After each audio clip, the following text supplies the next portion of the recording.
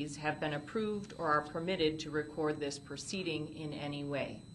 And I would ask all spectators to silence their cell phones and refrain from using their cell phones during this proceeding. Both the Buffalo News and WIVB are prepared to share the images and footage that they have captured. No photos, video, or live stream footage may be taken of those sitting in the gallery. Additionally, not all of the victims that wish to speak here today wish to be on video, and I will identify those individuals to the media, and I would ask that no videos or still photos be taken of those individuals. I trust that you will honor the order of this court and the wishes of these victims. Additionally, Part 22 on the 4th floor will be available following this proceeding for the press to gather for any statements from the parties. Is counsel ready to proceed in this matter? Yes, Your Honor. All right. I would just ask that all counsel enter their appearance on the record, starting with the people. John Carletto for the people. Justin Caldwell for the people. Gary Hackbush for the people. Noah Elnick for the people. Ryan Haggerty for the people. Thank you. Robert Cutting for Peyton Jeff. Dan Dubois on behalf of Mr. Gendron. Brian Parker on behalf of Mr. Gendron. Thank you. The people have indicated that they are ready to proceed. Is the defense ready to proceed? We are.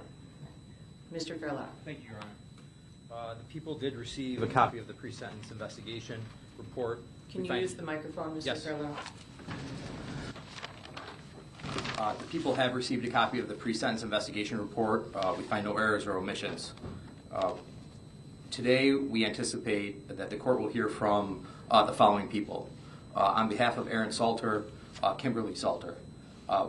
She had previously advised that she did not wish to be video recorded, although I have been informed by our victim advocate that she has changed her mind and she is okay with her statements being video recorded.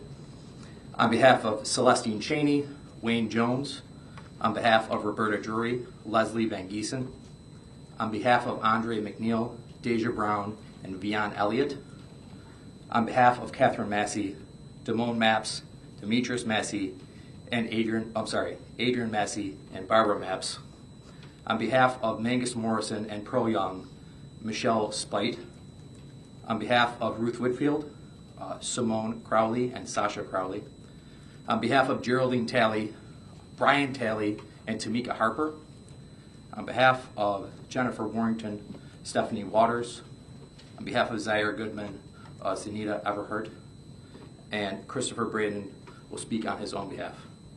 After the court hears from those individuals, Assistant District Attorney Justin Caldwell will address the court with comments on behalf of the District Attorney's Office. Thank you. So, Mr. Farrelletto, given your comments concerning Ms. Salter, to your knowledge, are there any of the victims that will speak today that do not wish to be videotaped? No, Your Honor. All right. Thank you. And you would ask that they come forward before Mr. Caldwell speaks? Is that what you said? Yes, Your Honor. All right. So at this time, ladies and gentlemen, any victims that wish to come forward to speak to the court, you may come forward, and I would ask that you process up to the podium along this side of the courtroom, my right, your left, and that all of the victims remain on this side of the courtroom and not approach from the other side. So at this time, I would leave it to the DA's office.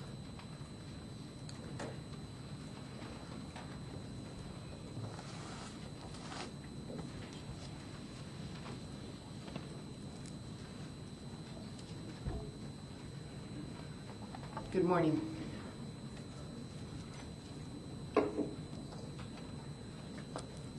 Good morning. My name is Kimberly Salter, and I stand here this morning on behalf and with my husband, Aaron Salter. My family and I are here this morning, and we wear red and black. Red for the blood that he shed for his family and for his community, and black because we are still grieving. Today I share with you, as it is written in God's Word, you will reap what you sow, more than you sow. later than you sow. It is your choice. God is love, and he offers love to each and every one of us. It is written in John 3:16, "For God so loved the world that he gave his only begotten Son, that whosoever believes in him shall not perish, but have eternal life." I will also read Psalm 35. The Lord, the avenger of his people, a Psalm of David. Plead my cause, O Lord, with those who strive with me. Fight against those who fight against me. Take hold of shield and buckler, and stand up for my help. Also draw out the spear, and stop those who pursue me. Say to my soul, I am your salvation. Let those be put to shame and brought to dishonor who seek after my life.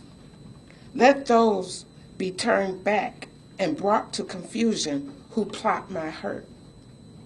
Let them be like chaff before the wind, and let the angel of the Lord chase them. Let their way be dark and slippery, and let the angel of the Lord pursue them. For without cause they have hidden their net for me in a pit, which they have dug without cause for my life. Let destruction come upon him unexpectedly, and let his net that he has hidden catch himself. Into that very destruction let him fall. And my soul shall be joyful in the Lord. It shall rejoice in his salvation. All my bones shall say,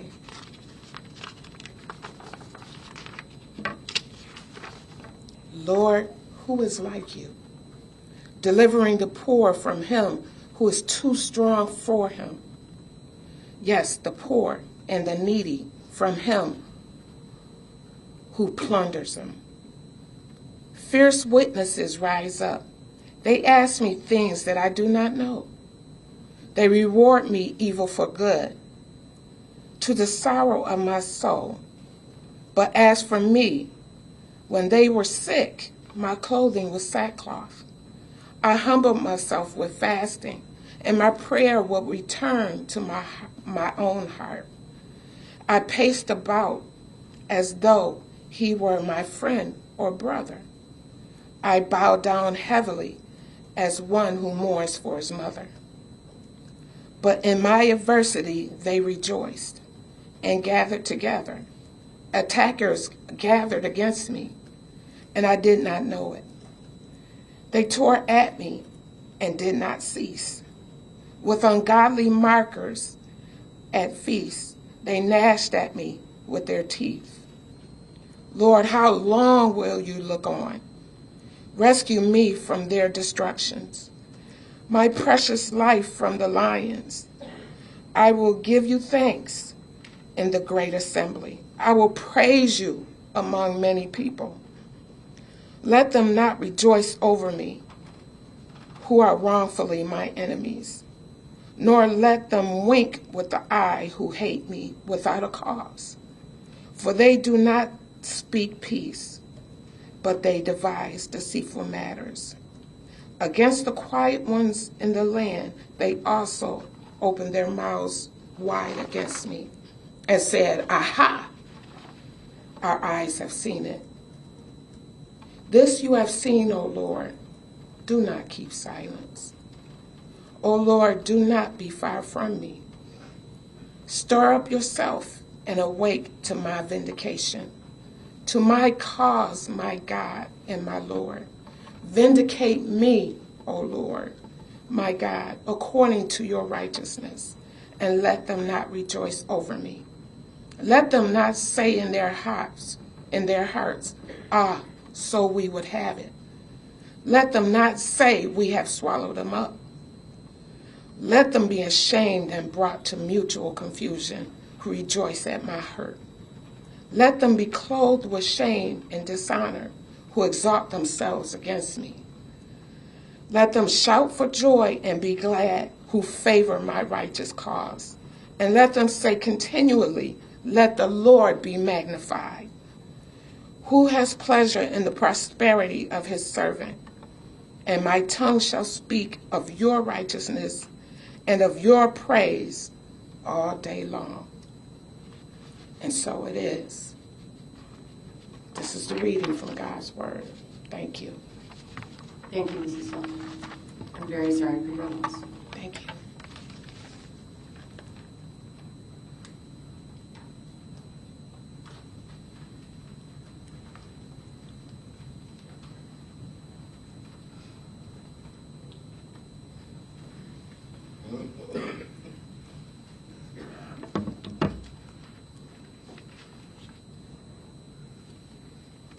Good morning. Good morning. I'm here on the behalf of the grandchildren of Ruth Elizabeth Whitfield, Tiffany, Camila, Jasmine, Felicia, myself, Simone, Garnell III, and Sasha.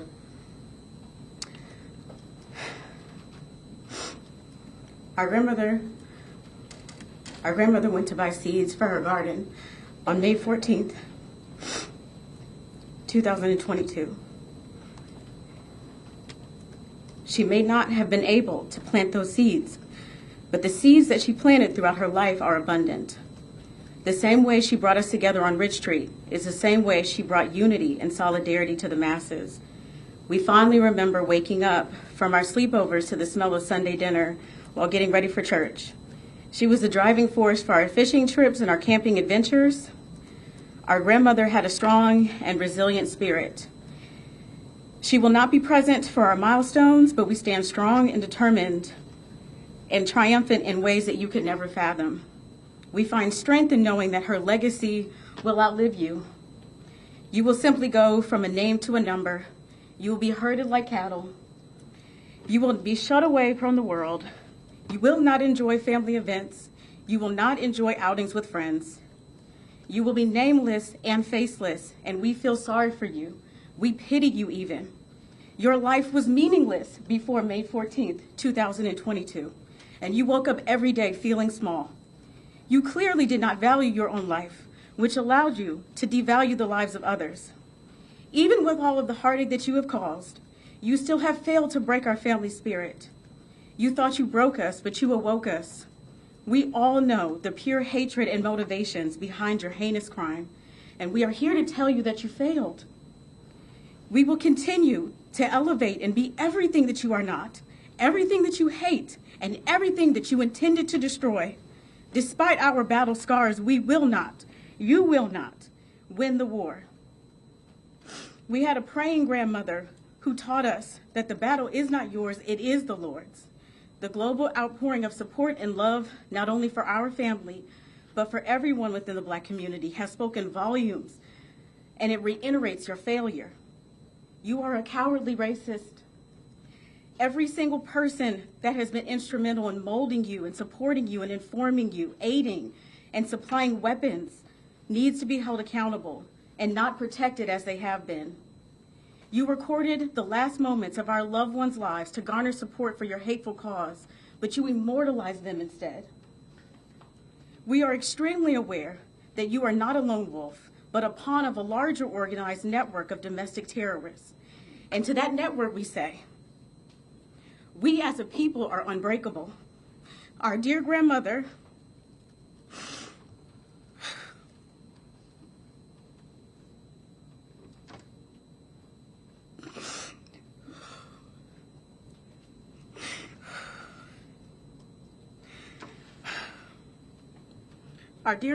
Ruth Elizabeth Whitfield, she taught us the power of love. And even in our darkest hour, we will ensure that her legacy will be that of love. Thank you. I'm sorry for your loss. It's not necessary for those who wish to speak to stand waiting for your turn. We will wait for you to approach the podium. So if you would like to take a seat and be more comfortable, you're welcome to do so.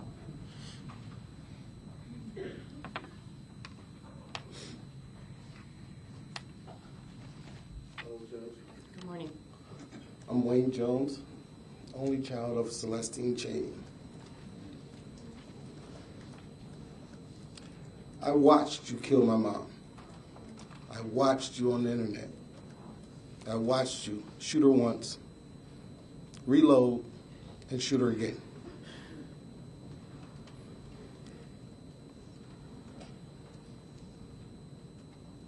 I just want you to remember that name and what you did. On March 14th, you killed Celestine Cheney, Roberta Dury, Andrew Mackley, Kathleen Mosley, Marcus Morrison, Haywood Patterson, Andrew Saunders, Geraldine Talley, Ruth Winfield, and Pearl Young. These are the names of the victims you decided to kill that day. Here are some of the names of the lives you've changed forever.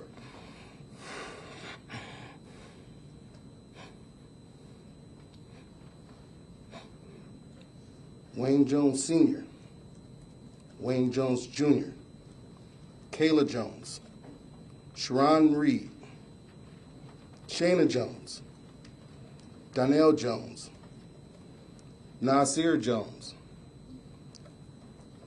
You took from us a loving mother, grandmother, sister, aunt, cousin, and friends.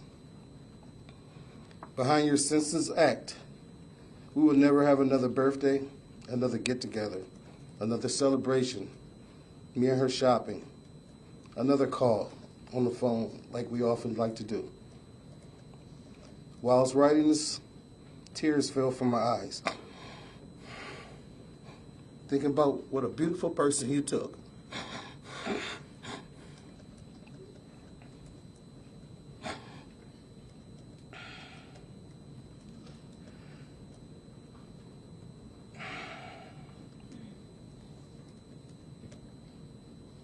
Because of your hate, which you've learned from the internet, I'm not going to drag this out long. I just want to remember some of the things that, I want you to remember some of the things that I've said to you.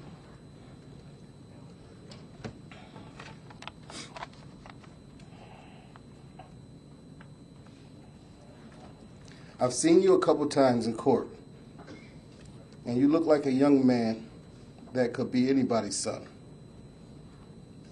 You don't come across to me as a racist killer, even though that's what you have done. Mistakes, some are big, and some are small. This one here is a real big one that you can't take back. You have to live with this one, bro, just as I have to live with this every day. I don't know what your relationship with your parents are, but I'm a parent, and I feel sorry for your parents. You will never get to hug them again, like I won't. You will never get to see your grandparents again. You will never see the outside world again. I don't wish the death penalty on you. I wish they keep you alive. So you have to suffer with the thought of what you did for the rest of your life.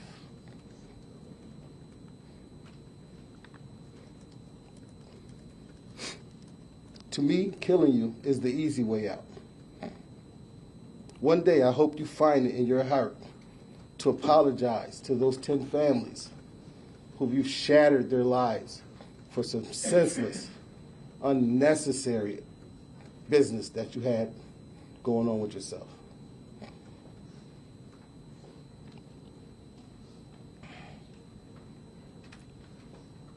You have shattered a lot of lives here, son. I got a child your age. I know it was a mistake. It was a big one, bro. You're going to pay for this. Just find it in your heart to apologize to these people, man. I've been there, man. You've been brainwashed. The internet is the issue. You only 18. Obviously, you couldn't hate. You don't even know black people that much to hate them. You learned this on the internet, and it's a big mistake. I feel sorry for your mother. Your mother. I don't have mine. But your mother, she's dying inside for what you've done. She can't even pick her head up behind some nonsense that you've done. And I hope you find that in your heart to apologize to these people, man. You did wrong for no reason. That's all I got to say. Thank you, Mr. Jones. I'm sorry for your loss.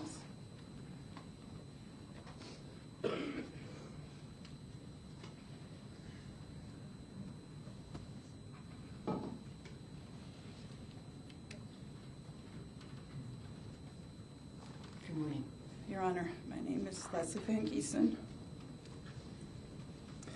I represent Roberta Drury's family.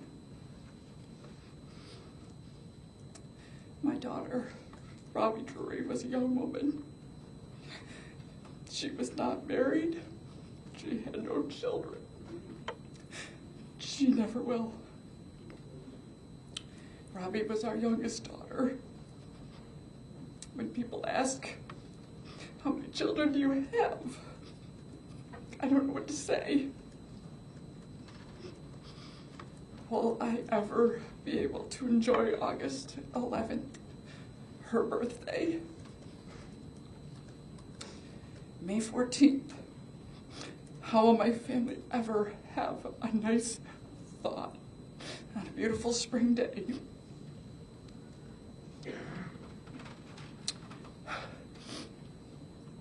How do I look at her Christmas stocking hanging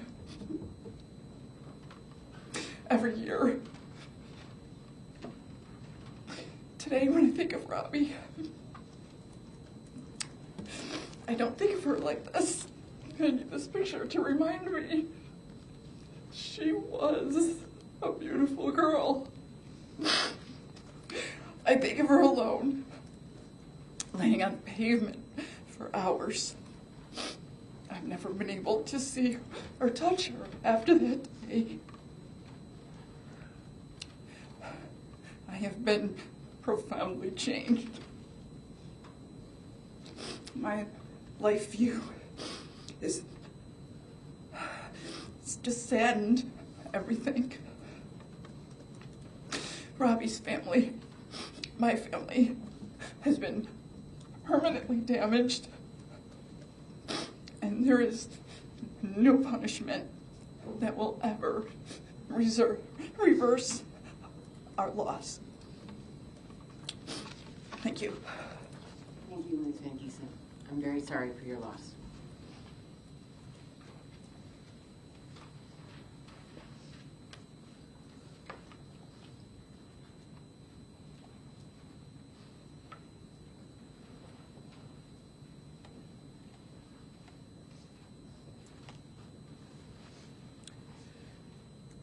Good morning. My name is Tamika. I'm the niece of Geraldine Talley. Our family's aunts are more or less our second moms. And that's what you took away from me. You took away my mom, best friend.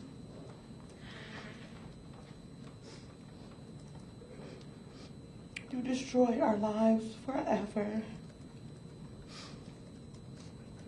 It's not a day that goes by that I won't remember May 14th and being 2 minutes sooner. I could have been in that store. And all I think about is, could I have saved my aunt? Could I have helped her get away from the bullets? Or could my mom be suffering more and lose her daughter, her granddaughter, and her sister? So in life, everything that happens for a reason. And that's good and bad.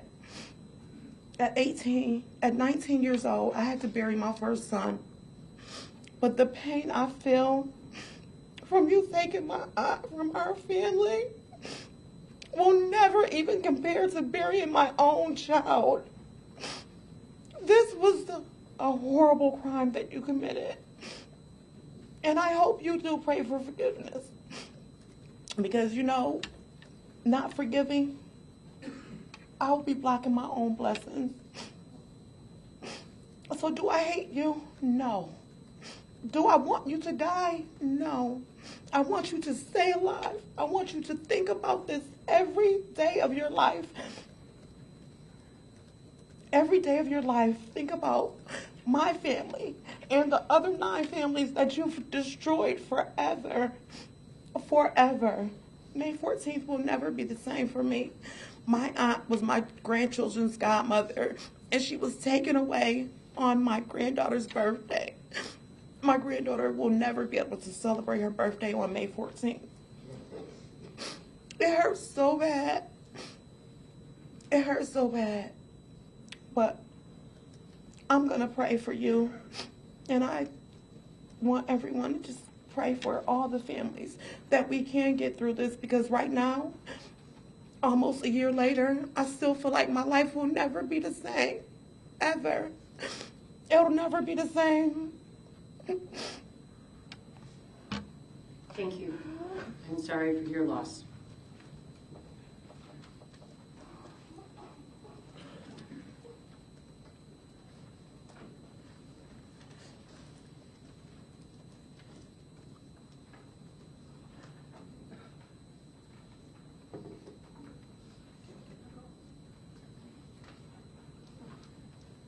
I need to go.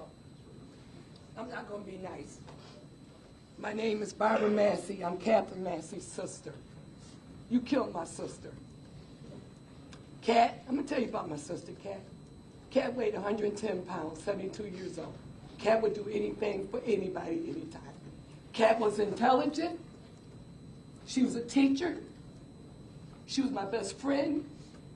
She was anything at any given time. Cat was a protector. If Cat saw you, she probably went in her pocket and gave you some money, even though you didn't need it. Cat was an aunt. She was a great aunt. She was a cousin. She was a friend. Cat said she was a committee of one. There's nothing Cat wouldn't do for people.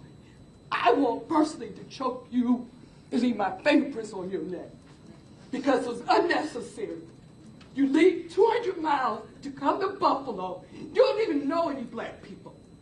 95.7, that's what they said for the census in your time. You don't know an Indian, a Mexican, nobody. Your little punk ass decided to come and kill my sister. I talk to Cat every single day. You don't make Cat happy kids. Cat didn't have any children, but she said she had 34,000. That was the number of kids in school. Cat had so many children, our mind went boom with her own money. There's nothing Cat would do for anybody. You know what made Cat happy? Us cutting grass that we don't even own. That made my sister happy. That's what I was doing when you killed Cat. I was doing her lawn. I was there 8 hours with my family. Begging the cops, is my sister okay? You blew off her fucking back of her head, man. 110 pounds. 72 years old. I want to, you better stick those places. You better say, cops, thank y'all for protecting me, because I will hurt you so bad.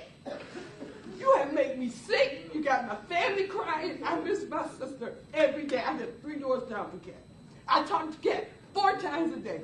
My brother Ward goes up there and sit in the park where Cat likes to be. My son called Cat triple black because she was so proud of her heritage. My nephew said Cat was a saint among sinners. My sister, Catherine Massey, was a great person. Cat didn't hurt anybody.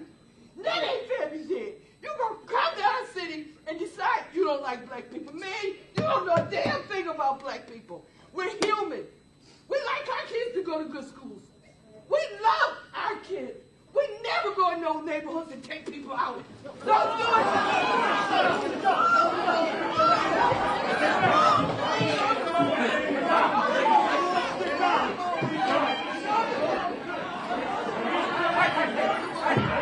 Let's go.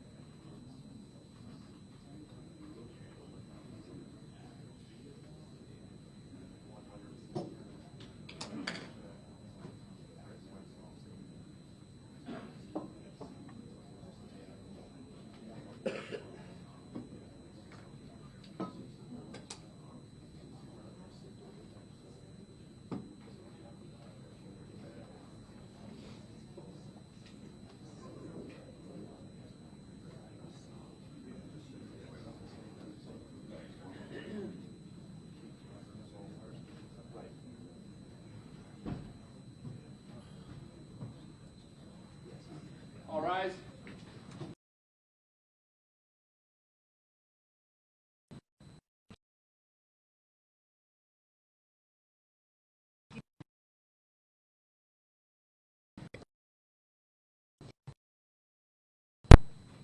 During this is an opportunity for those of you who are most affected by this heinous act to address the court and address the defendant. But I am sure that you are all disturbed by the physicality that we've seen in the courtroom here today. And I understand that emotion, and I understand the anger. But we cannot have that in the courtroom. And I am prepared to give anyone that needs to speak an opportunity to speak. And I know that you need to address some of your comments to the defendant, but we must conduct ourselves appropriately because we are all better than that. And so we will continue with the proceeding at this time. And anyone that is feeling overwhelmed by their emotions, I would ask that you perhaps step out in the hallway and take a moment to gather yourself. Here to you to express yourself, and I will allow you to do that, but I need you to stay at the podium. We can bring the defendant in, please.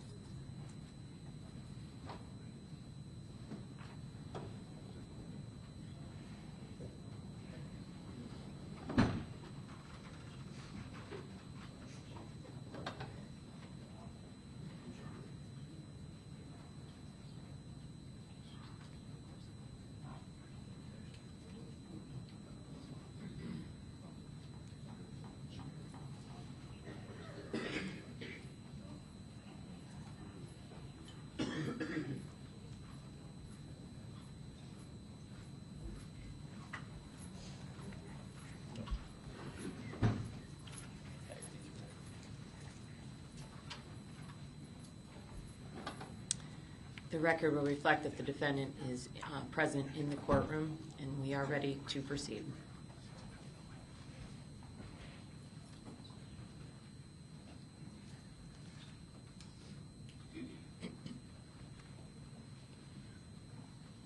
Good morning. Good morning.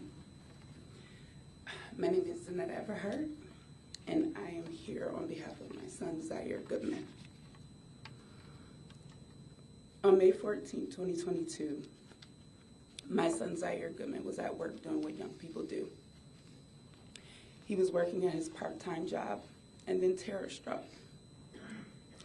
A terrorist shot Zaire point blank in the neck, and the bullet fragments tore through his body and exited his back. He miraculously survived, but his life is now forever changed.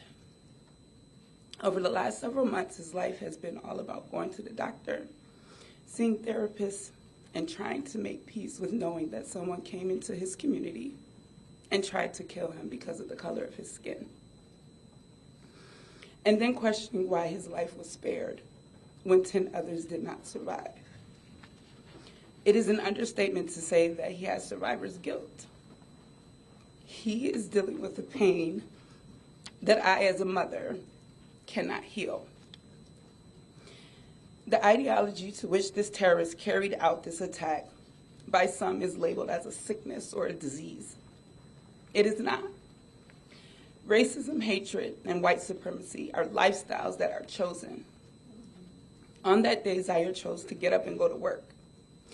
And that terrorist chose to drive a few hundred miles to shoot and kill 10 people and seriously injure 3 others. As humans, we have the ability to decipher right from wrong and make choices accordingly. No matter what choice we make, we have to deal with the consequences of that choice, good, bad, or indifferent. On that day, this terrorist made the choice that the value of a black human meant nothing to him. The disregard he has for human life and the callousness to which he carried out this attack on my son and my community not only makes him a monster, but a coward. Only a weak human takes out their pain on others. The world says you have to forgive in order to move on. But I stand before you today to say that will never happen. Forgiveness to me puts this tragedy in the laps of the victims, and I nor my son will accept the responsibility of his terroristic act. This is his and his alone. It is he who will need to ask for forgiveness. As he lay in his cell late at night when he can't sleep, I hope that he is thinking of the 10 lives that he stole from us. I want him to think about my son, who he shot, and the other survivors. I want him to think about the community he tried to destroy. And when the sun comes up, I want him to know that that is Zaire. That is my son Zaire, my son Gunman, showing you that what you did to him hurt, but he continues to shine. Whatever the sentence is that he receives, it will never be enough to pay for the damage that he has caused. I hope that he receives the fate that he deserves. Thank you. Thank you.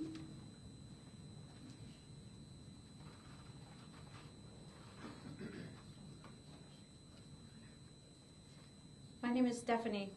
On May 14th at 11 a.m., I was on a Zoom with the group I've been in for years called Erase. Our slogan is Eracism. We seek through person-to-person communication to eradicate the disease of racism and white supremacy. A few hours after my Zoom ended, I called my sister to visit with her. She answered the phone. She said, "Steph, I'm in an ambulance. I've been shot in the head. If I die, please be there for my children. A lot of people have been killed. Please ask everyone that we know to pray." I begged her to stay on the phone, not knowing if I would ever speak to her again. She hung up and I headed to the airport. It wasn't until I was sitting in the airport, in the plane, that my nephew called and said, "Aunt Steph, it was a white supremacist. He filmed the entire thing on live stream." I groaned and roared and screamed so loudly that the plane was delayed in taking off. I roared in pain for my sister, my beautiful sister, pharmacist, who was serving in the East Side. I never knew if I would see her again. I roared also in pain for my brothers and sisters who do not look like me or like the defendant. I roared in pain because he bought into the lies of this country that somehow, because of the amount of the chemical in our skin, we are superior. We were not even the first ones here in the U.S. Okay? Our black and brown brothers and sisters endured centuries, not years, centuries of oppression as they built our buildings and produced our crops by which the foundation of this country was built on. They continue to endure oppression. Even the Harvard lawyer is mistaken continually in the courtroom for the defendant and not the lawyer. They continue to endure microaggressions. They continue to have their families gunned down simply because of the color of their skin. You heard some of the family members today reading from the Bible, offering forgiveness, offering peace, showing the beauty of their hearts. Yes, you also saw the fury. And for those who serve, who have to ask people to sit, I ask you to do it with an empathy in your heart and an understanding that for hundreds and hundreds and hundreds of years we have been looking at our brown brothers and sisters as if they were less than. They are not less than. They deserve our respect. They deserve our radical empathy. They deserve for us to get educated on what we can do to treat them with the respect that they deserve. I'm speaking not only for my sister who served in the East Side. My mother's not with me. She's a teacher on the East Side. She's teaching today.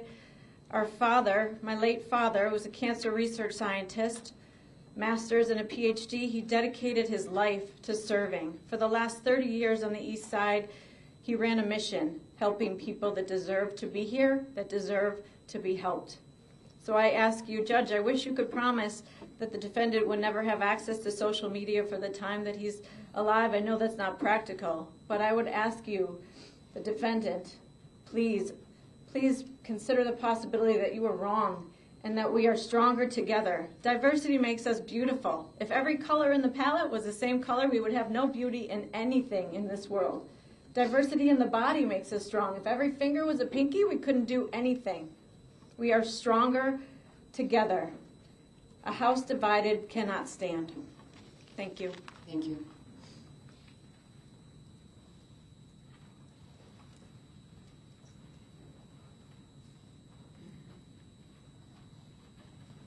Good morning. Good morning, Your Honor. Christopher Braden. It has been less than a year since you attacked me and 12 others that day, along with countless numbers of TOPS employees, customers, and residents of that area. I still remember May 14th, 2022, and everything about it still haunts me. Your actions have completely changed and impacted my life in every aspect. I cannot even begin to describe the feeling of terror I had on that Saturday afternoon when I was attacked by you. I was shot in the leg. I was shot on the inside of my leg, just above my knee, and the bullet exited outside below my knee, taking almost everything with it. The injuries I sustained were severe, but I remained conscious and coherent the entire time. I unfortunately saw a few victims being killed. As I was being taken out of the store after the shooting was over, I saw all the victims where they lay. The visions haunt me in my sleep every night and most days. I cannot get those memories out of my head. Nighttime is the worst for my PTSD. I have night terrors that jerk me awake in the middle of the night, and I'm unable to calm back down to go back to sleep. Loud noises never bothered me before, but they do now. I am always on edge and hypervigilant about my surroundings, feeling the need to be always on alert and protect myself. I spent 10 days in the hospital, endured 4 surgeries with 2 more surgeries to go. My left leg below my knee was nearly lost had it not been for the excellent work of my surgeons and the entire team at ECMC. It takes me at least 15 minutes every morning just to get out of bed because my left leg and foot don't work as they should. Without the brace on my foot, it drags and I am not able to flex it. I have no feeling from my knee down to my toe. Both of these things are permanent. I just started being able to put my own sock on and shoe, although some shoes I still have trouble with. I am frustrated with the things that I haven't been able to do since my injury. I could speak for hours about my injuries and treatment, as well as the permanency of these injuries, the stress of not being able to return to work, the pain I suffered hospitalized that continues to this day, extensive rehab I have gone through. However, I would rather talk about being a survivor. I'm still the same person that I was before you did this to me. My scars and pain remind me of how strong I've become. I am more alive and stronger than ever. You haven't taken away my will to live. You haven't broken my spirit. The scars are a constant reminder of what happened to me, but don't define my future. Thank you. Thank you.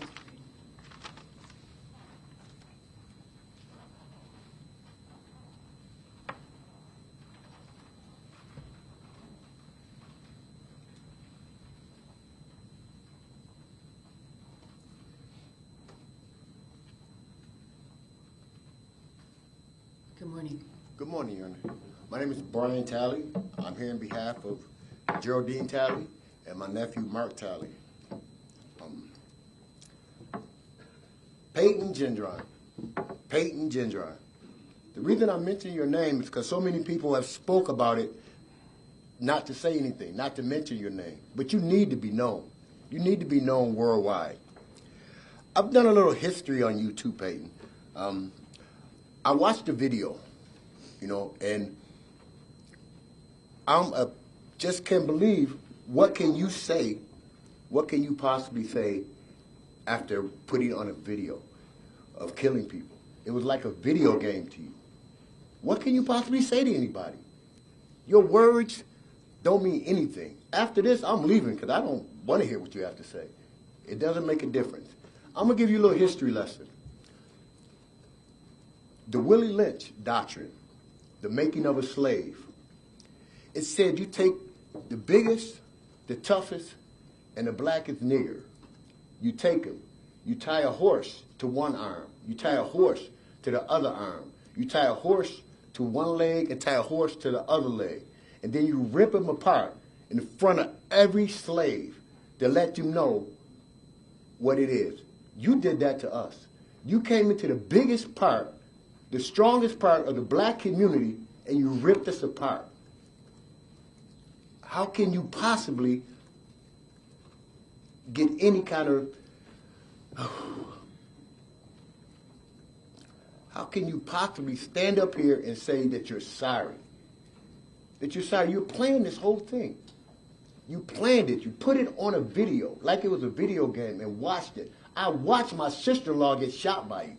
I watched it. I went in the Tops a couple times, and every time I go in there, only thing plays out in my mind is where you walked, where you shot, what you did. You know, the hatred that you must have in your heart for black people, I will never understand. I don't want to understand it. But I must say this.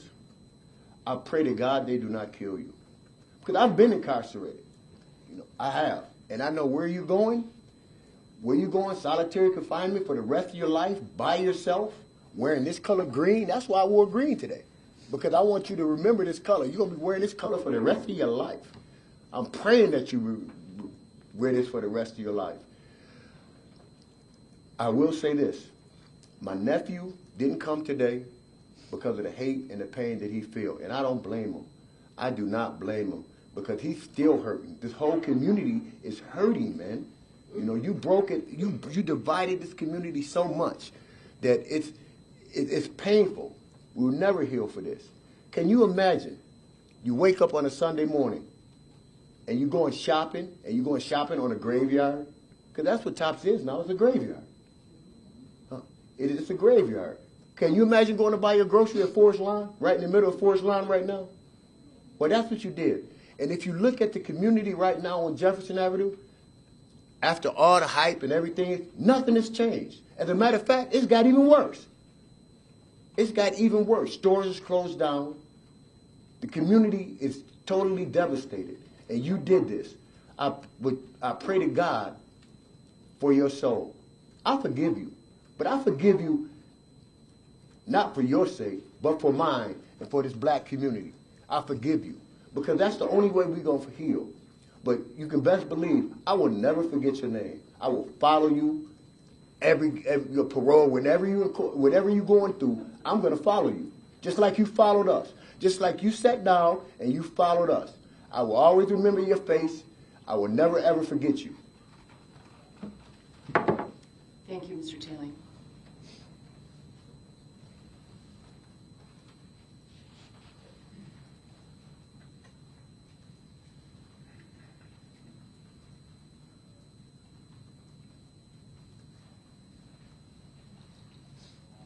Good morning.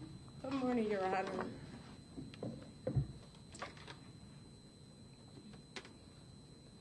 My name is Michelle. My last name is Spite.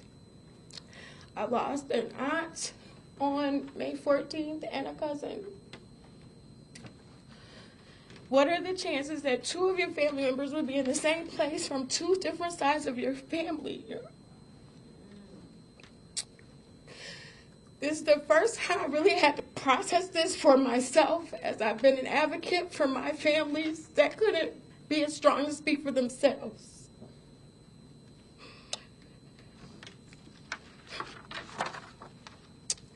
The calculated manifesto that you derived, the way that you started on a street that I grew up on, You journeyed down my grandmother's street and then wound up at Tops and killed 2 of my family members.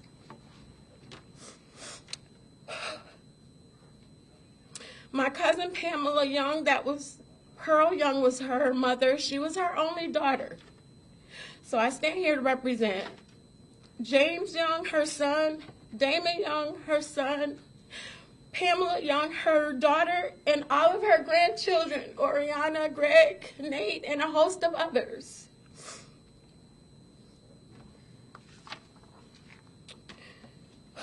I'm going to read Pamela's statement. She could not be here today. It's entitled Residency. What will take up residency? Will it be May 14th, 2022?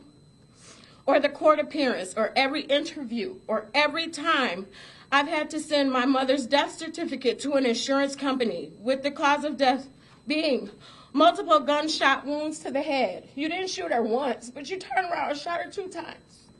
So much so that her viewing could not even be made by her family. I don't feign strength, great strength. Some mornings I wake up with questions of why my mother. I still recall the day I viewed my mother's body for the final time at the funeral home.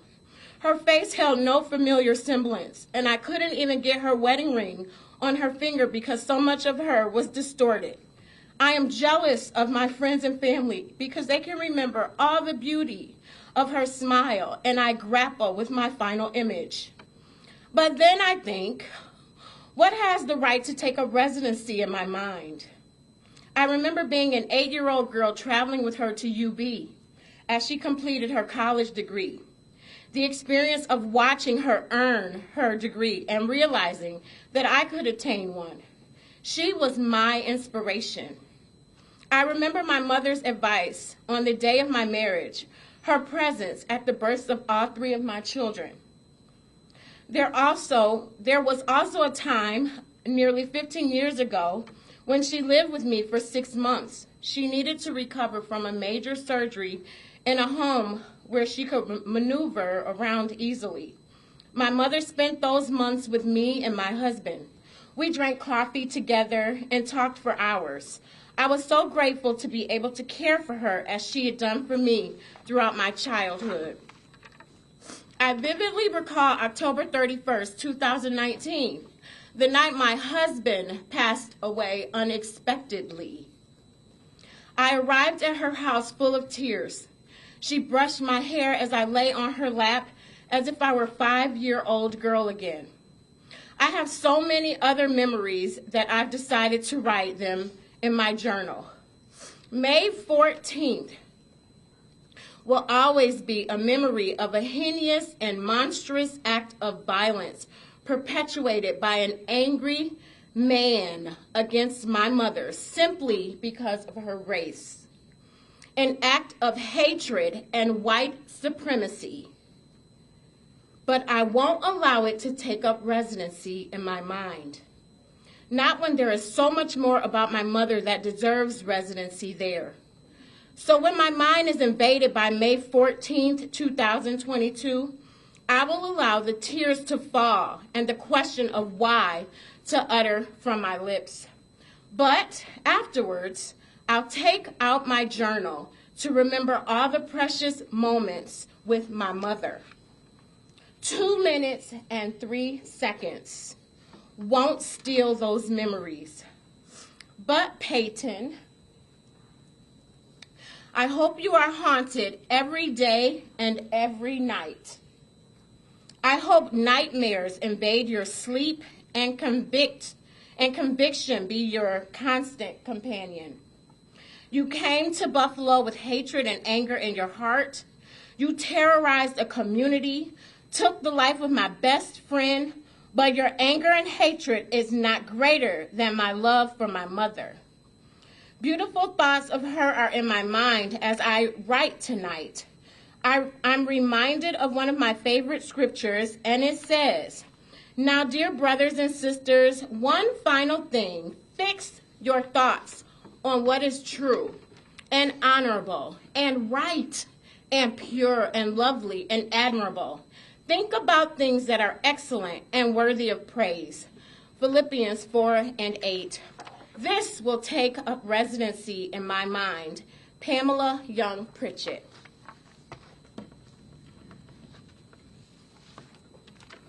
And the final reading on behalf of the Morrison family, specifically Fred Morrison and his mother, who is 72, who on her birthday buried her son. Thanks, Peyton, for that. Dear sirs, the dreadful afternoon of May 14th was the day my world was turned upside down. My life has been altered in unimaginable ways. The sheer agony I felt waiting at the Mikowski School for the confirmation that my brother was one of the victims of this senseless massacre by a white supremacist is riveting. I never imagined my best friend, my only left brother, one who I shared holidays, birthdays, football game days, and most remarkably, our most precious gift we share in our mom. Now, all Mom and I have left are a million questions of why, tons of lifeless pictures and a plethora of distant memories and countless tears of insurmountable pain. Thank you for that, Peyton. Oftentimes, my daily struggle is the feeling of not even wanting to live my life without him. Margus and I were inseparable. Margus was the middle son, the only living brother I had, the one that fiercely protected me and my mother. He was preceded in death by my eldest brother, who died suddenly from a heart attack. Now, guess what, Peyton? I'm reliving the pain of loss all over again on an entire new level. Since his murder, I sometimes find myself challenged by not being able to sleep soundly, paranoia going through stores, and in my daily routine, always watching my back, as if there was a target attached to me. The added responsibility of being the primary caretaker for our mother, who suffered a stroke, in case you were concerned, and losing capacity to speak. I'm now left as the only child and pillow she sheds her tears of missing her baby boy Marcus Morrison on. No mother should have to bury their child, but my mother buried her son Margus on her 72nd birthday, and Margus' daughter buried her dad on her 16th birthday.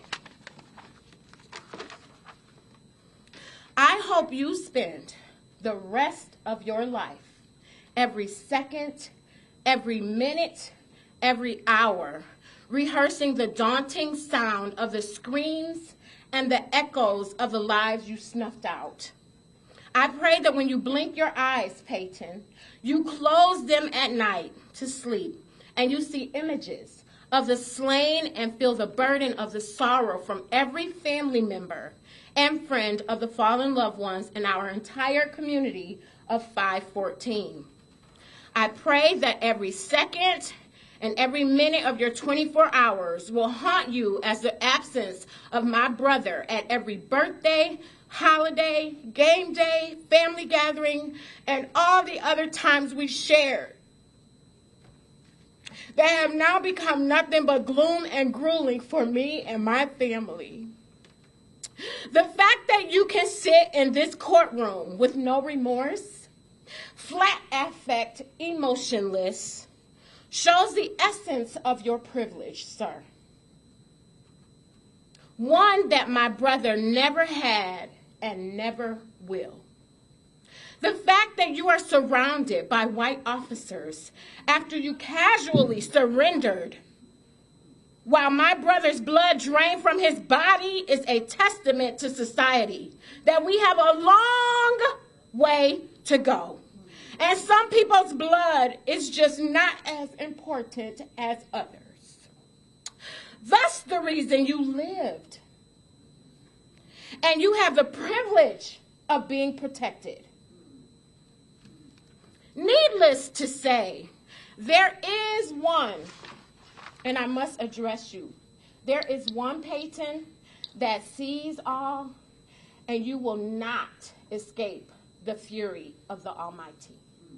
One scripture is true in the Bible, and that is, vengeance is mine, saith the Lord, and he will repay. I pray he is merciful because I too need mercy.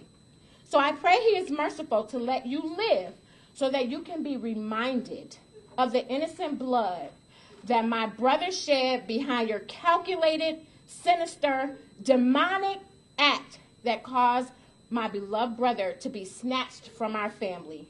If you don't know God, Peyton, I invite you to find him because you are going to need him. With deep sorrow, Fred Morrison, brother of Marcus Morrison. Thank you, Your Honor. Thank you.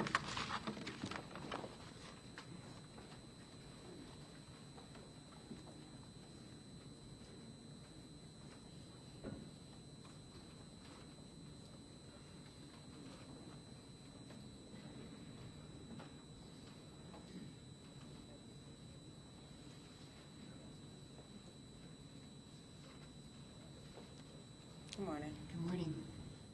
So I want to start off with saying my dad was Andre McNeil.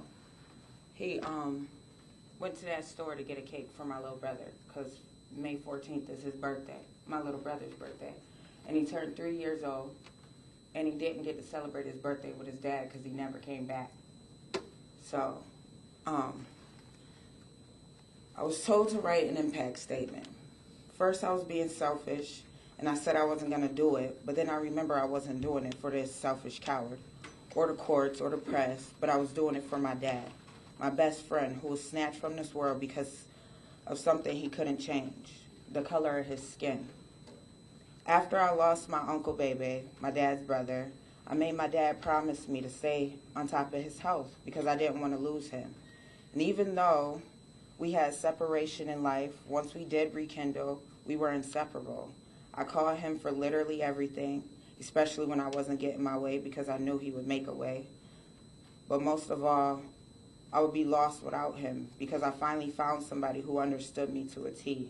We thought a lot alike, and even though he had to be dad before a friend, I always respected everything he said. He was so wise, and he made the world easier to live in because he had all the answers to my wild questions. When I was around him, I wanted to know his every move, where he was going, what he was doing, and I made sure I tagged along. And the one time he leaves without me, he doesn't come back. After this happened, I constantly beat myself up about him going, and I'm still pissed off because he wasn't given a chance to fight. He was blindsided. You hit him and he didn't even know he got hit. He was blindsided by a hateful death at the hands of a selfish boy who was obviously not educated on the history of African Americans. And because of you murdering my dad, I'm pissed and I'm sad and I hate you. And I didn't think I would be strong enough to look you in the face and tell you this. And how much you hurt me.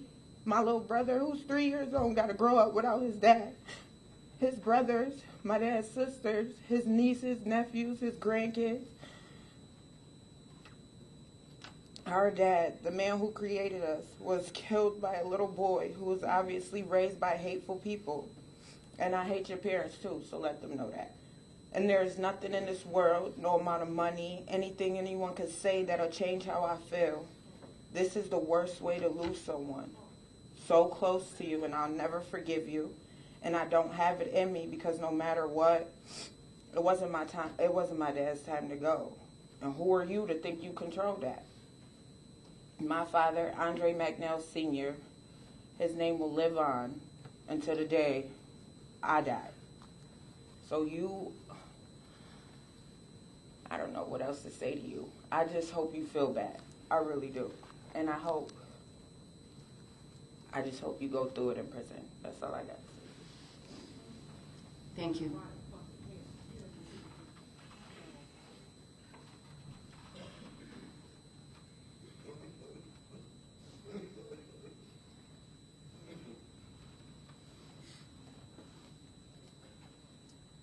Good morning. Hello. I'm Zion Elliott. I am Andre McNeil's brother. Me and Andre are 11 months and 8 days apart.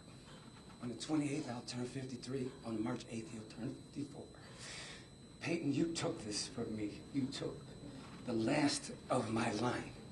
My mother died 3 days before 9/11. My brother, baby brother, died in 2017. My father died in 2017. I'm all that's left besides my baby sister. But what I grew up with, you took from me, which was my brothers. My last, the oldest, the only one I had, the only one I could go to. You know, I became homeless, and he came in and found me and got me, brought me to his house. And shortly thus, after that, you know, he planned a party for my nephew and asked me to be here. You know, because of my work and trying to better my life, I didn't make it. But any other thing and any other day that he's in Auburn is where he lived. We were born and raised in Buffalo. Yes, we are from Buffalo. Yes, this is our home. So you took a lot from me when you came into Buffalo and you drove past Auburn. You know, because Conklin's not that far from Auburn, actually. I don't understand why, you know, you came all the way to Buffalo when there was a million different black communities. But you shouldn't have came anywhere. You should have sat in your car first and thought about your actions. As an 18-year-old, I don't know how you could even continue on. I don't know who helped you, who talked you into it. You know, because I know a lot of 18-year-olds, white boys, so you know this. I know a lot of 18-year-old Caucasian, little friends of mine, I call them little homies. None of them are racist, so I'm confused. Especially the three that I know from Conklin, where you're from. So I'm confused on how you got past everybody with your ideology and all this nonsense. You have all these protectors of you, but so that you know that they're here now. Where you're going, I've been, and your own kind's gonna get you. Just so you know, I've been in that prison. Your own kind is going to get you. Everything that you think that you know about prison and whatever they told you is a lie. Trust me, I've been there. You can ask anybody here to look up my name and they'll find 3 different New York State ID numbers, which you're about to be. And your own kind's gonna get you. They're gonna befriend you. They're gonna do you real filthy. That's the sad part about it. But you took 53 years from me. You took the last of my line from me. All that I grew up with, all that I know is gone. All of it. He was all I had left. And you came in here in New Buffalo on May 14th and took that from me. I'll never understand why. I don't think anybody will. But you will get what you got coming. You will. That is a promise. As someone said, vengeance, God says vengeance is mine. He'll get you. He will get you for all of us. Do I hate you? No. Do I want to hurt you? Yes. And trust me and believe. These dudes can't stop me, really. I'm the littlest thing in here and very agile. But I don't want to hurt you. And I got 9 children, 10 children I got to go home to. Andre had 5. And they can't even see him anymore. And my nephew, my 3-year-old nephew, every day, he's calling for his father. And he can't? And he's not coming? You know how bad that hurts? You know, it's sad when I got to ignore my nephew's phone calls to tell him his daddy's not coming.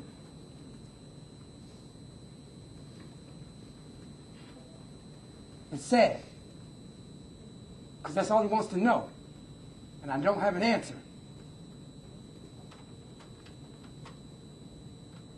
But you took a lot from me. took a lot from my family. But me, the last, I have no mother, no father, no brothers anymore. You know what you took?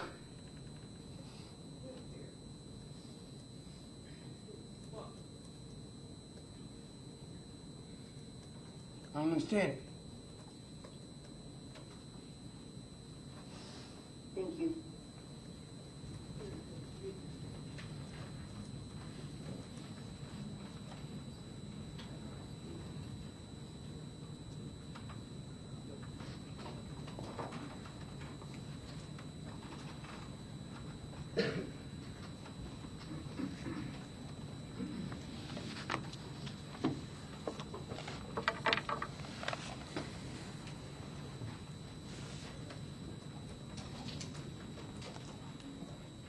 Your Honor, you've had an opportunity to hear from some of the victims' family members.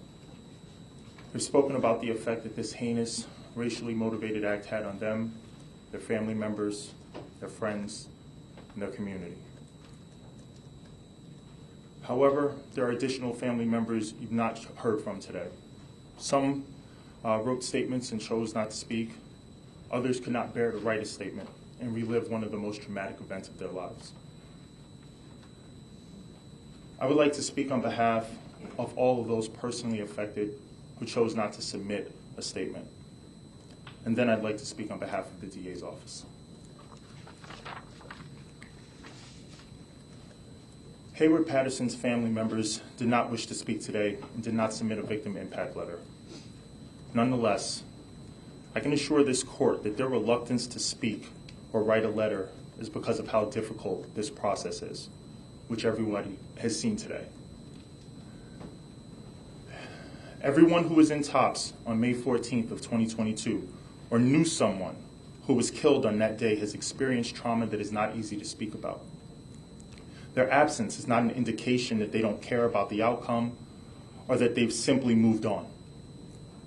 In actuality, it's an indication that they're still recovering and learning to cope and cannot yet bring themselves to confront the defendant or even articulate all of their feelings in a letter. I'd like to focus on the people who were at Tops Supermarket on the day of the attack for a moment. While there are many people who escaped that horrible event alive and physically unharmed, they will be scarred emotionally for the rest of their lives. I visited the Tops Supermarket where this all occurred in the aftermath of the incident, and it certainly had an immediate effect on me. And I was only present for a limited amount of time. I can't imagine what the survivors of this incident were going through during the incident, as they remained hidden and quiet, hoping and praying that the defendant didn't find them and end their lives too. This time, Your Honor, I'll speak on behalf of the DA's office. On May 14th of 2022, this defendant displayed a callous disregard for human life. He drove over 200 miles out of his way with one mission, with one goal, to kill as many black people as possible. During that 3-hour drive, he could have turned around, but he wouldn't be deterred. He was steadfast to accomplish his goal of killing as many black people as possible and starting a race war. He fed into propaganda and lies that convinced him that somehow these innocent people who he had never heard of, who had never heard of him, who had never had a conversation with him, who had never even met him, were a threat to his very existence and identity as a white man.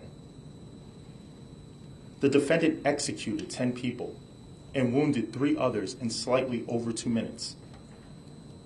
And the only time he expressed a scintilla of remorse or regret is when he apologized to Christopher Braden, a white man, for shooting him.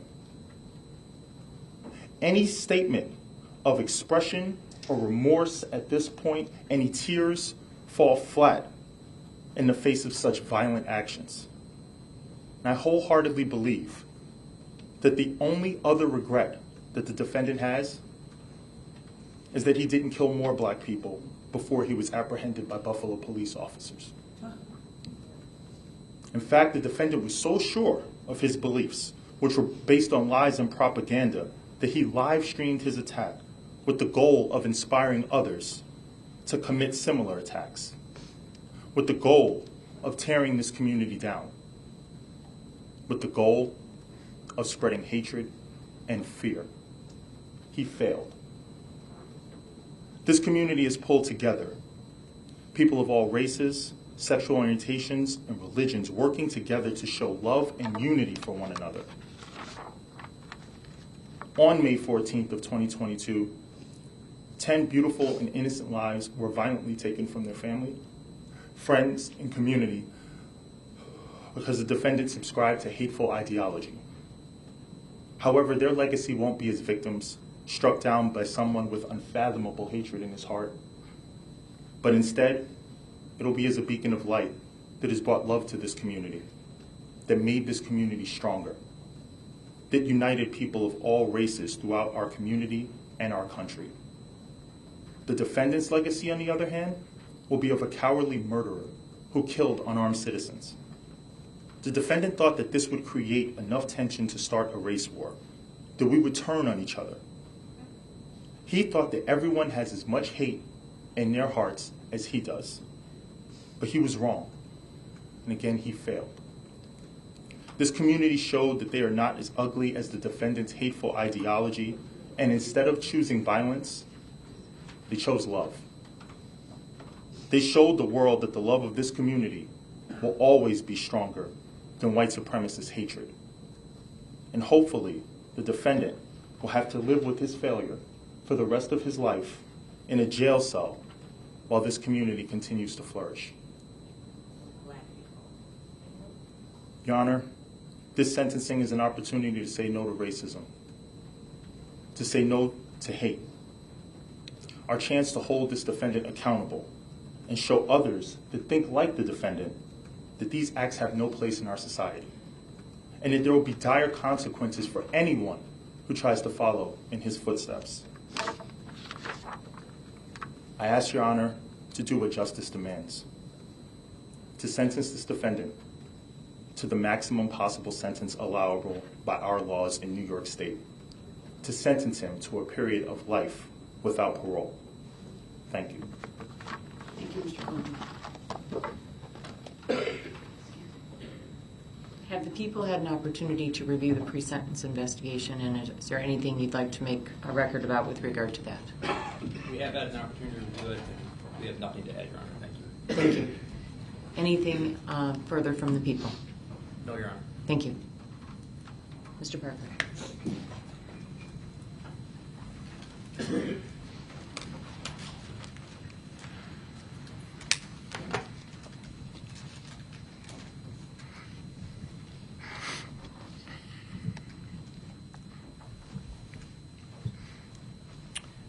I want to acknowledge that today is what I can only imagine. One of many solemn days in the lives of the survivors and the family members of those who died. Their words are heart-wrenching.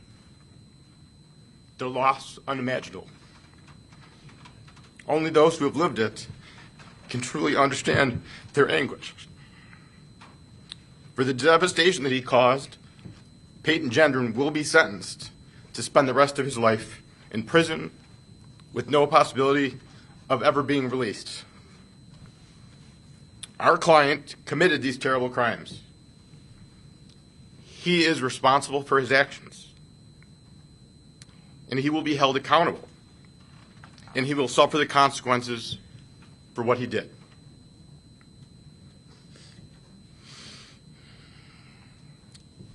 This case highlights, however, a much deeper problem. This young man's violent, hate-fueled assault was in part the product of centuries of pervasive racism and discrimination in this country.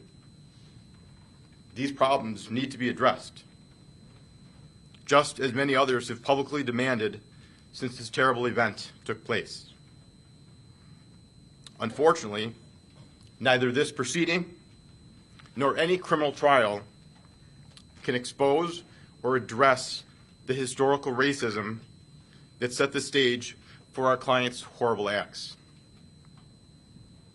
We, as a community, need to have those conversations in our legislative bodies and in our living rooms to achieve meaningful change. We know that some of the families and their lawyers have asked for the information collected by law enforcement during their investigations of this crime. We support that request.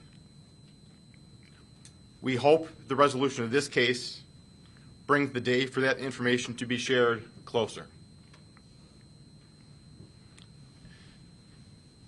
The racist hate that motivated this crime was spread through online platforms. And the violence that was made possible was in part due to the easy access of assault weapons. Still, our client is responsible for this crime.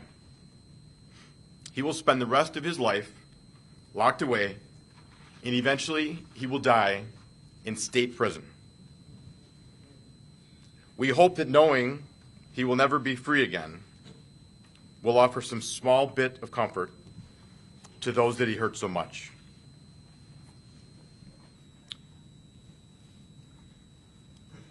Some of those most affected by his crime have expressed a need to know whether our client is remorseful. Remorseful for what he did and the devastation that he caused. We are aware, however, that for others, any expression of remorse would be meaningless, and the very sight of him or the sound of his voice can be painful. At this time, he has a brief statement to make. His words are not in any way intended to inflict any further pain on those that have already suffered, and we hope that they do not do so. Thank you. Thank you, Mr. Green.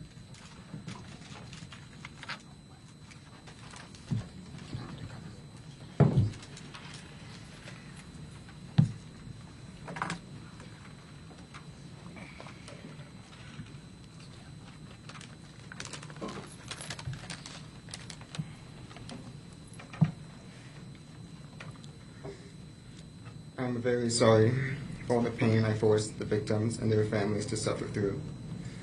I'm very sorry for stealing the lives of your loved ones. I cannot express how much I regret all the decisions I made leading up to my actions on May 14th. I did a terrible thing that day. I shot and killed people because they were black. Looking back now, I can't believe I actually did it. I believed what I read online and acted out of hate. I know I can't take it back, but I wish I could. And I don't want anyone to be inspired by me and what I did.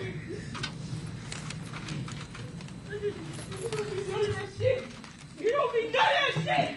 Fuck out of here! You don't mean that shit!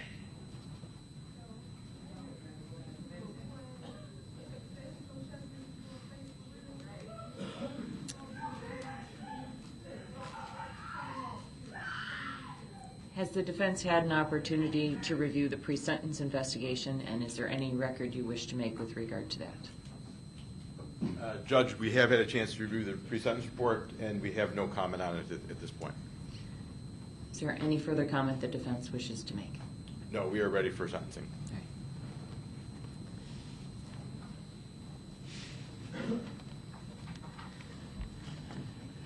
I would like to thank you all for being here.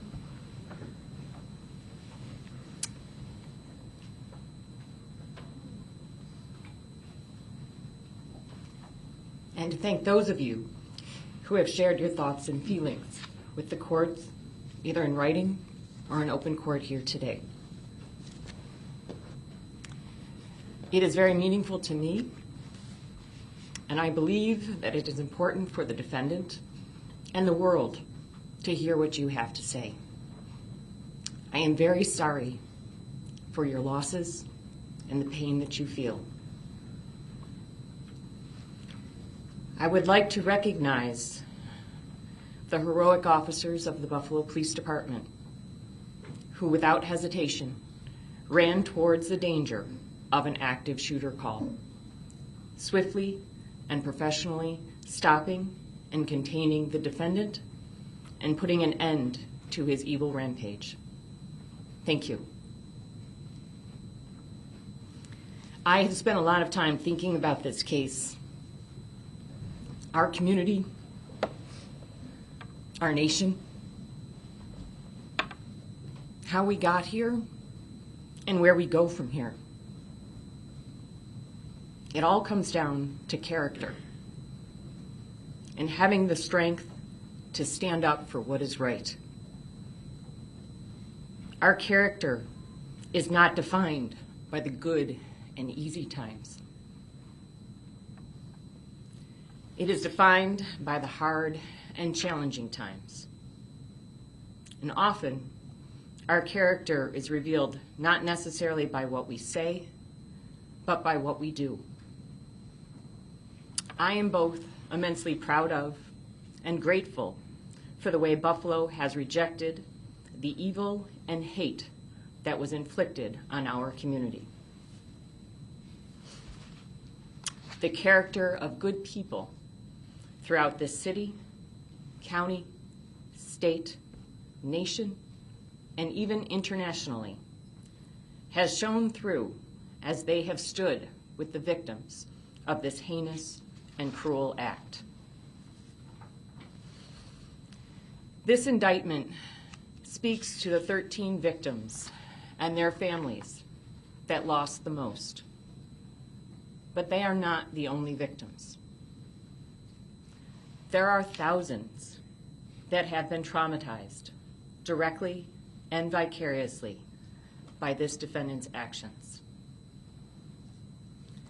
We have seen the community turn out in support and are seeing signs of much needed change in East Buffalo. It is a testament to the power of love and compassion to overcome evil and hate by turning pain into purpose. But it is just the beginning.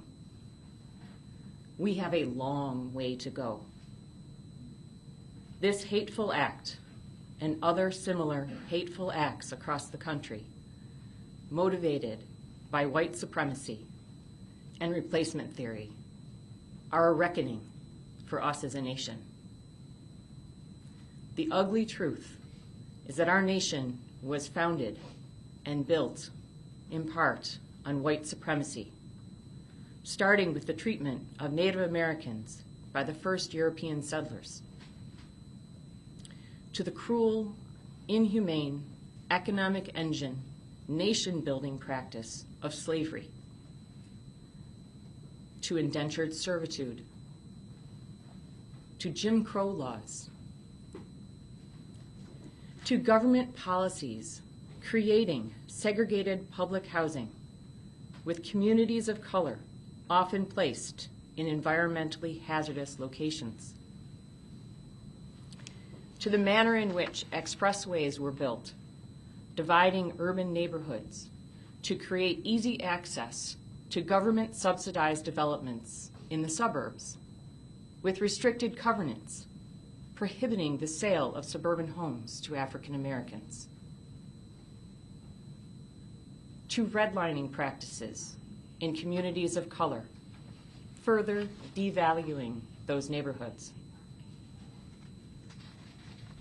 to the GI Bill, a well-deserved financial boon to our servicemen, unless, of course, you were a serviceman of color, to the war on drugs and mass incarceration, disproportionately of men of color, to the school-to-prison pipeline, to inequities in education, employment opportunities, and compensation, to the existence of food deserts and inadequacies in healthcare. Our history is replete with both individual and systemic discriminatory practices. many of them still firmly in place today. In fact, it is these very policies and practices that contributed to and made this atrocity possible.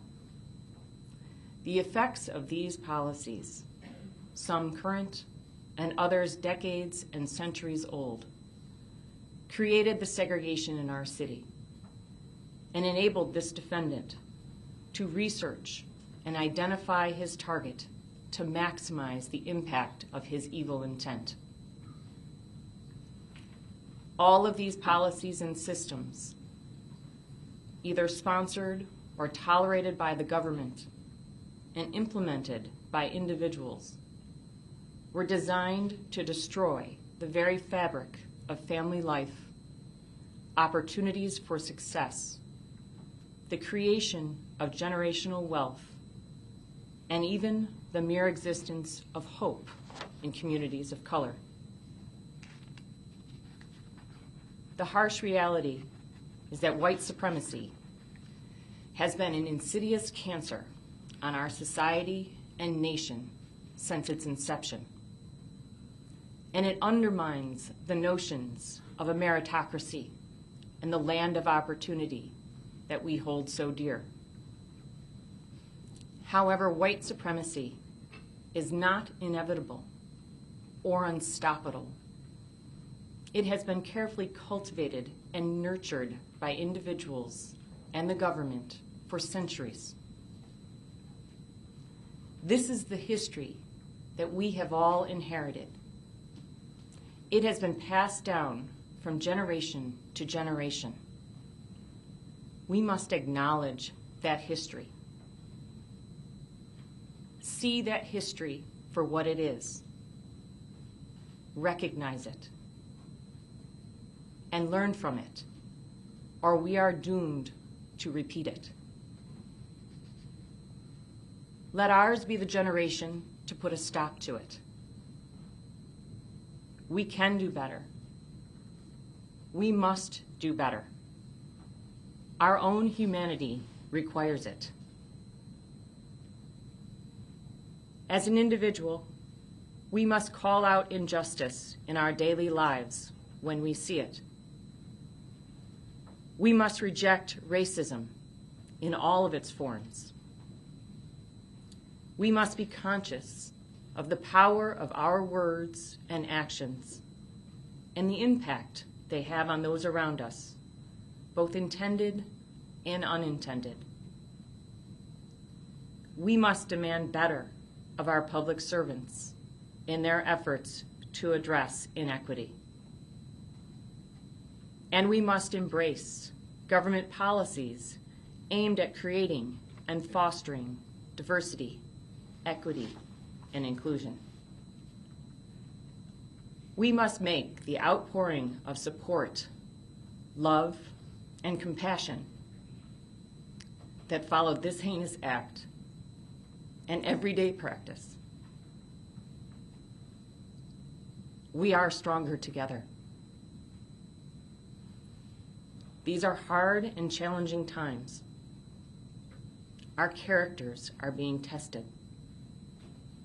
The future of our nation is at stake. Are we up to the challenge? I believe that we are. In the words of Poet Laureate Amanda Gorman, there is always light, if only we are brave enough to see it. If only we are brave enough to be it. Mr. Gendron, please stand.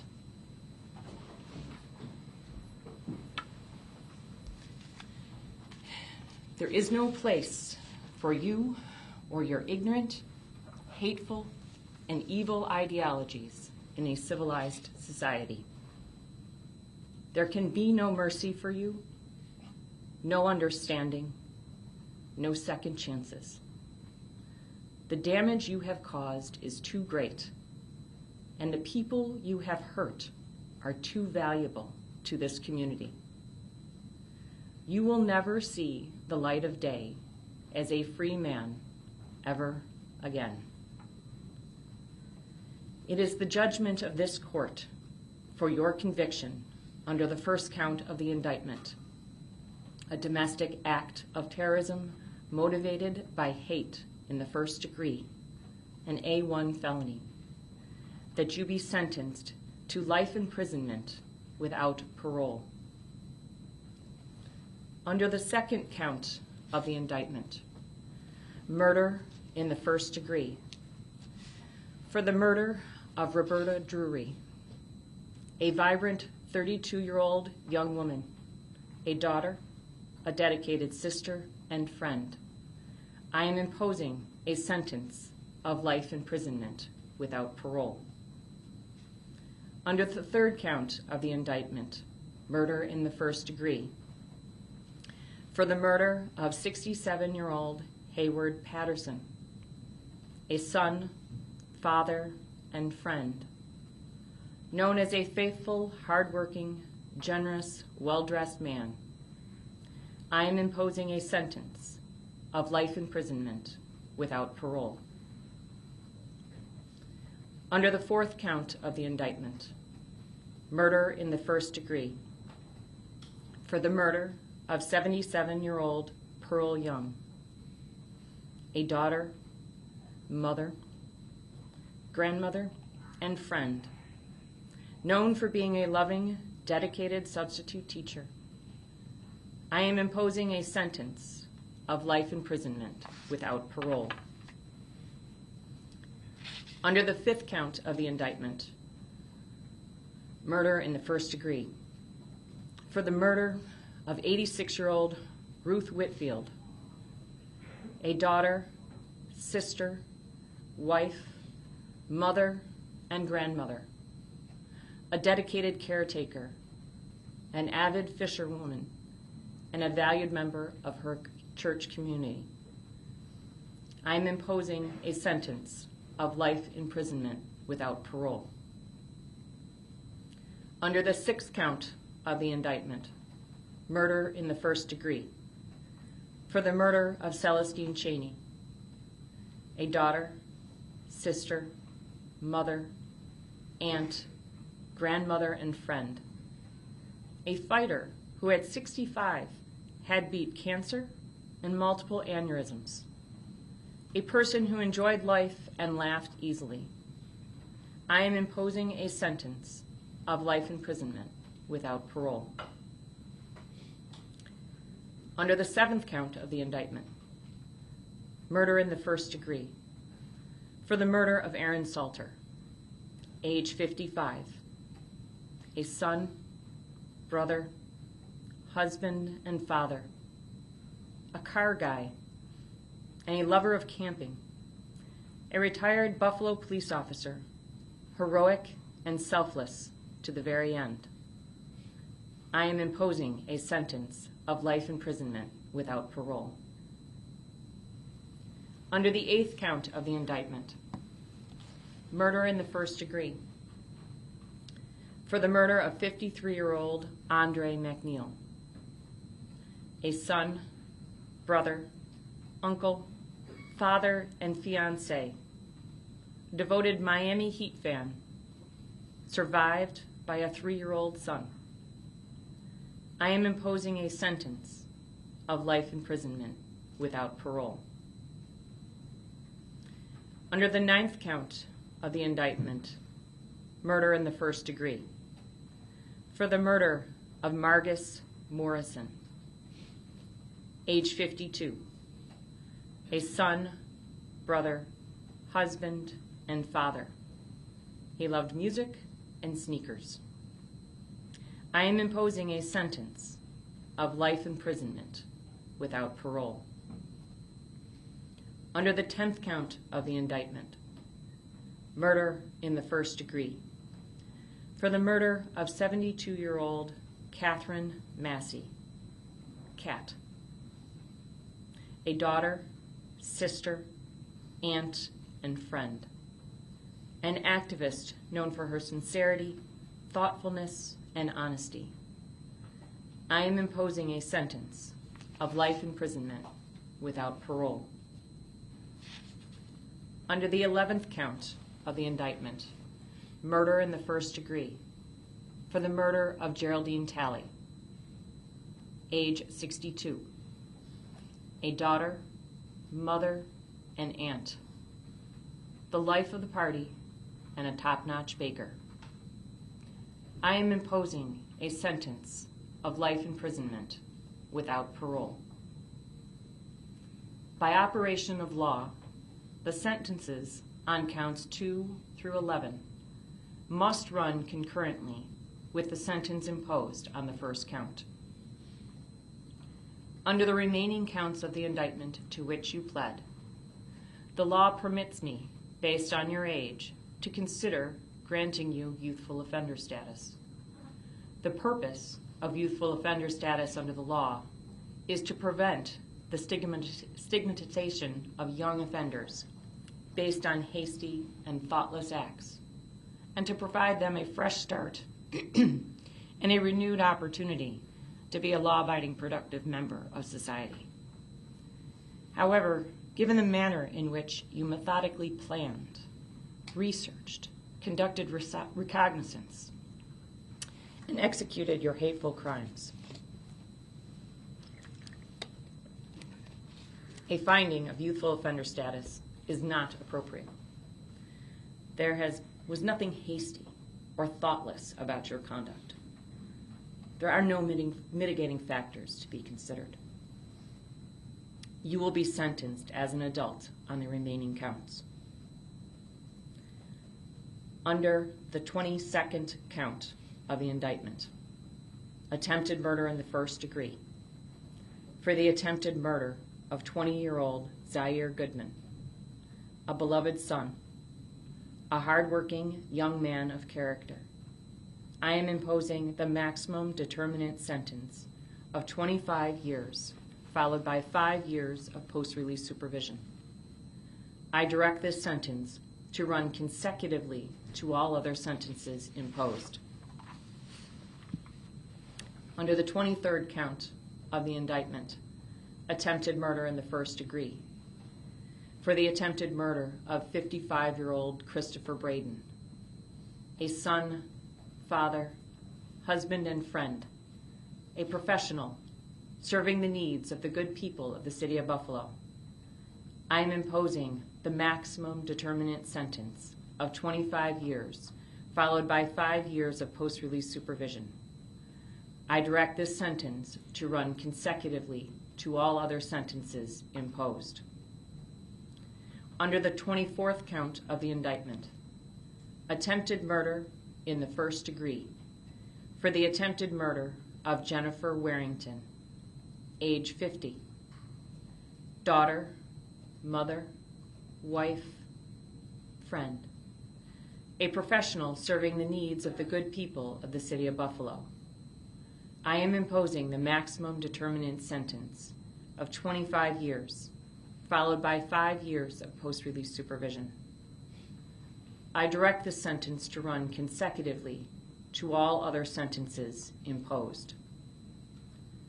Under the 25th count of the indictment, criminal possession of a weapon in the second degree, I am imposing the maximum determinate sentence of 15 years, followed by 5 years of post-release supervision. I direct this sentence to run consecutively to all other sentences imposed. I am assessing the mandatory surcharge of $300, the crime victim assistance fee of $25, and a DNA fee of $50. You have 30 days to appeal the sentence of this court. This concludes these proceedings, and the court will stand in recess.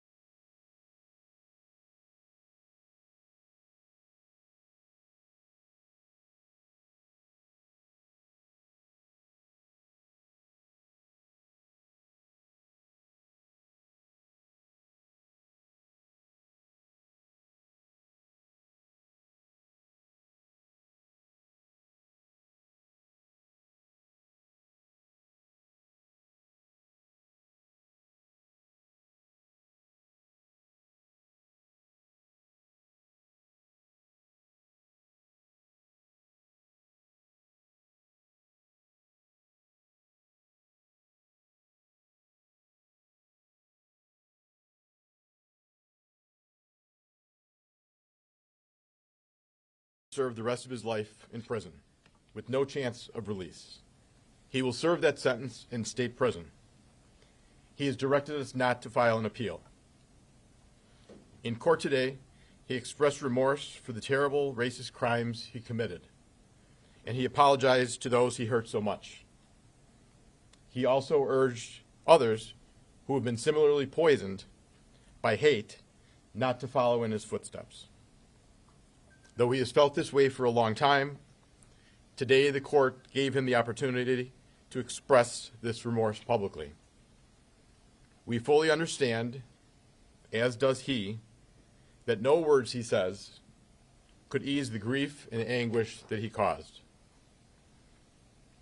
What we heard in court today from the survivors and their families was heart-wrenching. Their loss is unimaginable. For the devastation he caused, Peyton Gendron was sentenced to spend the rest of his life in prison with no possibility of release. Our client committed these terrible crimes. He is responsible for his actions. He has been held accountable and will suffer the consequences for what he did. The case highlights a much deeper problem. This young man's violent, hate-fueled assault was in part the product of centuries of pervasive racism and discrimination in this country. These problems need to be addressed, as many others have publicly stated and demanded since this terrible event took place. Unfortunately, neither this proceeding nor any criminal trial can expose or address the historical racism that set the stage for our client's horrible acts. We as a community need to have those conversations in our legislative bodies and our living rooms to achieve any sort of meaningful change. We know that some of the families and their lawyers have asked for the information collected by law enforcement during their investigations of this crime. We support that request. We hope that the resolution of this case brings the day for that information to be shared closer. The racist hate motivated this crime. It was spread through online platforms. And the violence was made possible by the easy access to assault weapons. Still, our client is responsible for committing this crime. He will spend the rest of his life locked away, and he will eventually die in state prison. We hope that knowing that he will never be free again will offer some small bit of comfort to those that he has hurt so much. Thank you. Just your names, Brian, if you could. Brian Parker. Robert Cutting. Dan Dubois. Thank you.